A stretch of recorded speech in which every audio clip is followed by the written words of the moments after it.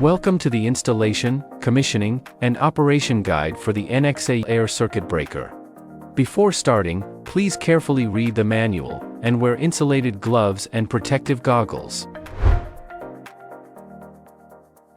Please prepare high-power screwdriver, wrench, slotted screwdriver, scissors, electric screwdriver, insulated gloves, and a 500 megometer. Before starting the installation, check that the order matches the parameters on the circuit breaker nameplate. Then use a 500 megometer to check the insulation resistance of the circuit breaker.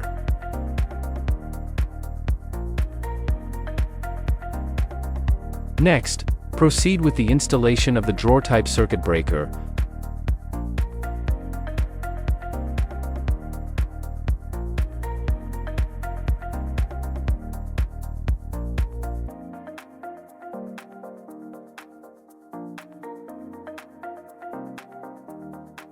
First, securing the NXA 16 model drawer base to the mounting plate of the distribution cabinet with 4 M8 bolts. In the NXA 16 model, place the circuit breaker body directly on the drawer base tracks and push it into the drawer base until it can no longer be pushed. Extract the handle, fully insert the hex head of the handle into the handle hole of the drawer base seat. Rotate the handle clockwise until the position indicator reaches the connected position.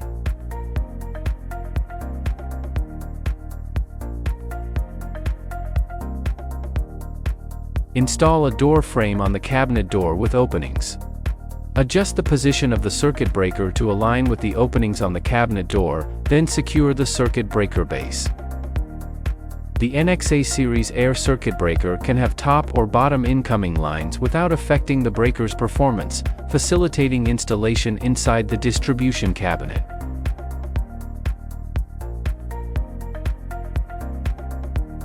Ensure there is adequate space for good air circulation. Dynamic stability. The first support rod should be kept within the maximum distance from the circuit breaker connection point. To prevent phase-to-phase short circuit faults, this distance must meet dynamic stability requirements. Proper fixation of the busbar depends on the appropriate torque of the bolts and nuts. It is not permitted to apply too much or too little torque. Lastly, perform necessary secondary circuit wiring and grounding. Before powering up, press the handle lever to store energy in the springs, then press the close and open buttons separately to test and confirm that the basic closing and opening functions are working properly. After powering up, ensure the information on the display screen is correctly shown, verifying that it is functioning normally. In case of problems, refer to the fault analysis and troubleshooting guide. We will introduce diagnostic methods and solutions for several common faults.